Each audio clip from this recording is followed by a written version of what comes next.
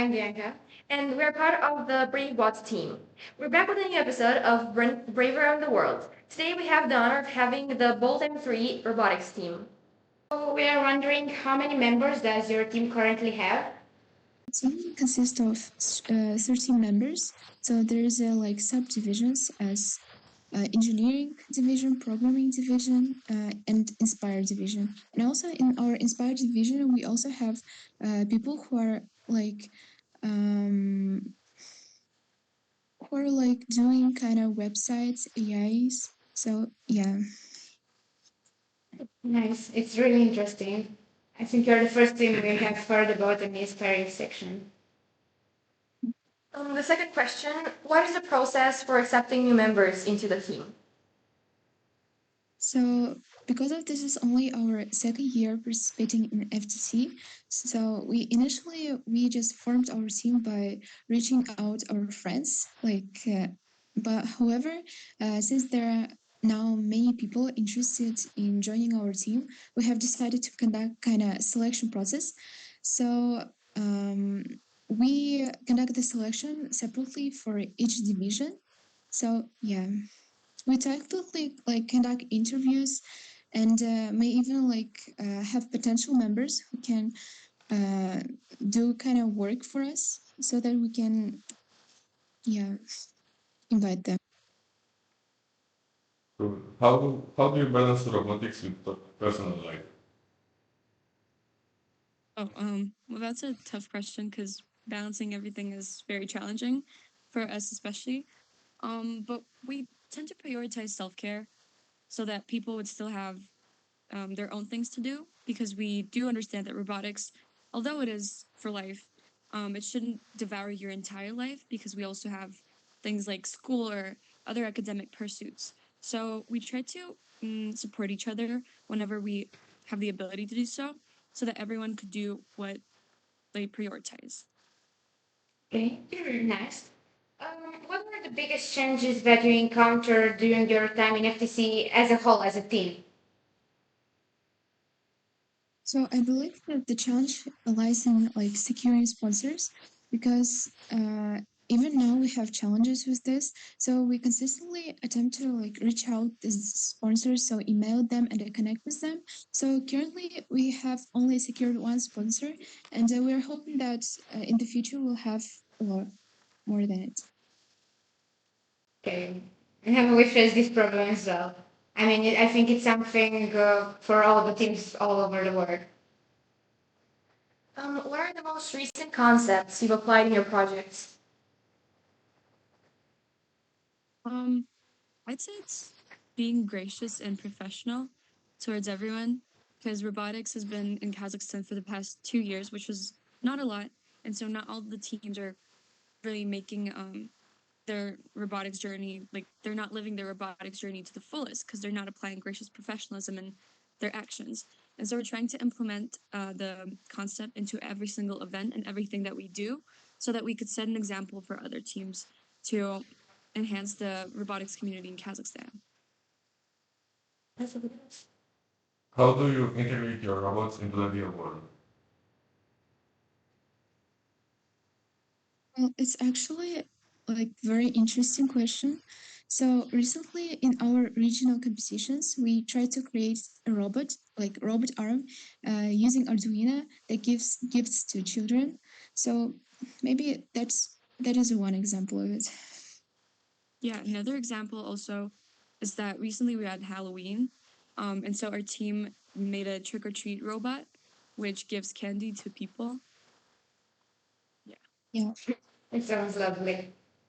Since you told us about your inspiring section of the team, how do you address ethical dilemmas related to robots, such as artificial intelligence and job automatization? Well, it's a difficult question because we never really had the any setting that where we should have addressed the problem. But I know that it's an ethical concern, and people are very scared for their futures because robots could replace people and such. But I believe that by collaborating with policymakers or big companies and corporations who build robots, That way we could prevent, a catastrophe. But for our robots, they're super friendly. They're not gonna replace people. What awards do you aim for this season? Definitely the Inspire Award. And I believe that every team should aim for the Inspire Award because it's being excellent in every single thing you do. So, yeah. How do you see the impact of robots on our society and daily life? So I think robots are our companions because of we are really like close connected with them, uh, and one second. Yeah, we're really close connected with them. So in the future, I think they will be our friends, and we will do kind of revolutionary revolutions. So with them, with the help of them. So yeah. Now let's get into the part of technicals about robots. What are the main sources from which you take inspiration for the robot development? And do you have other teams or projects from where you inspire? We're super inspired by teams who participate in MTI each year. Um, as for any particular teams, I'd say Stylist. They're from Romania as well. Yeah, and we recently actually were inspired by every single team that we talked to, because we like to organize meetings with international teams to see what they're up to and how their season is going. So I believe that we take bits and pieces in every single connection that we make. So the entire first community is what really inspires us.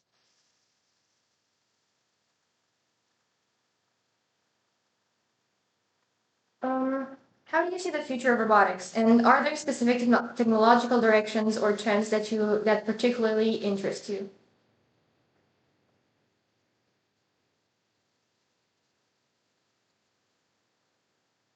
Any trends? I'd say I'd like to see robotics in the medical field or biology because it's really interesting how it would turn out because robots are built to assist humans, and I think that the like one of the fields that needs assistance um is the medical field because there you can't make any miscalculations or any mistakes, so robots could be quite in handy in the medical field.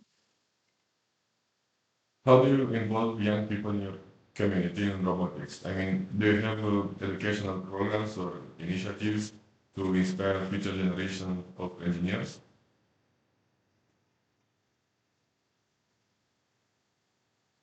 Yeah, we organize workshops and classes because recently our team has realized that some kids in our country they don't have the ability to do robotics, and we're trying to work with minorities.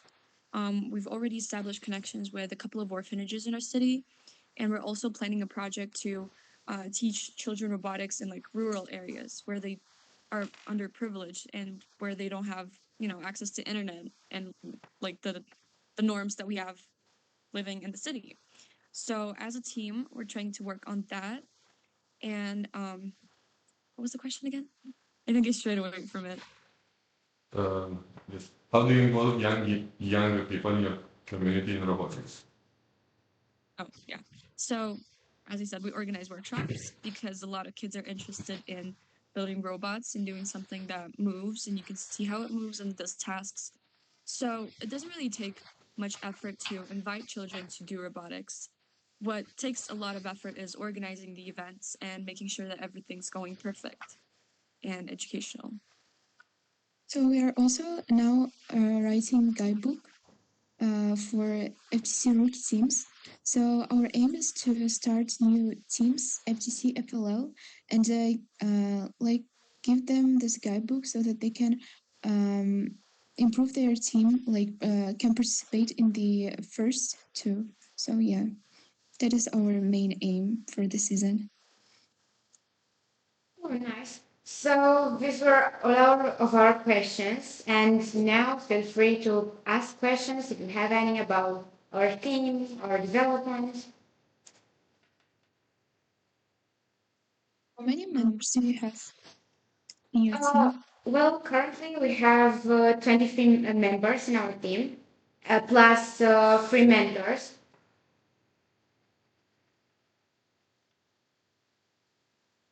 And what do your mentors do? Uh, you can say that. Well, our mentors are just here to kind of supervise what happens here.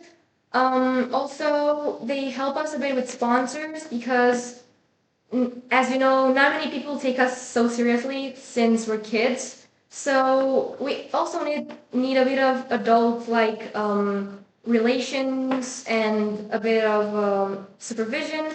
But one of our mentors also helps us with the robot, like gives us ideas or ways we can improve our robot and our events and the way we have an impact on our community from a more mature point of view. Moreover, they're here to support us emotionally as well, to give us a piece of advice, a good word when we need it. Yeah, that is very important. Because for us, we have two mentors. One is for the Inspired division, and one is for the technical division. And I think it's really helpful. And I've noticed that in a lot of teams.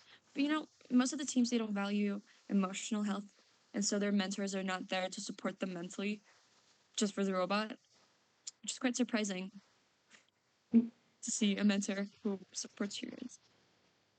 Yeah. So, Also, oh, on, okay. You can continue, on sorry. the topic of like concerns of robotics, do you think there are any particular fields where robotics would be great, or like where do you see robotics in future? Because I'm also interested in the topic, and I'd love to hear your guys' opinion. Well, as you said, I think robotics could really help the health domain with the technology, and I think that maybe in education as well, it could be a really helpful resource. Since I've really seen lots of people try to implement artificial intelligence in education to have software which listens and record the whole lesson and summarize it for the students. That's really cool. So that wraps up today's episode. We thank the BOLT.M3 team for joining us and sharing their wonderful stories with us. Thank So you guys. thank you Thank for you very participating. much. It was wonderful to Thank meet you. you.